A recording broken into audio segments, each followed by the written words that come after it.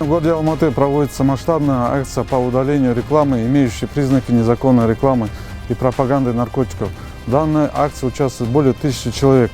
Это курсанты Академии МВД, сотрудники военной полиции, Алматинского гарнизона, сотрудники прокуратуры, акимата, а также личный состав департамента полиции.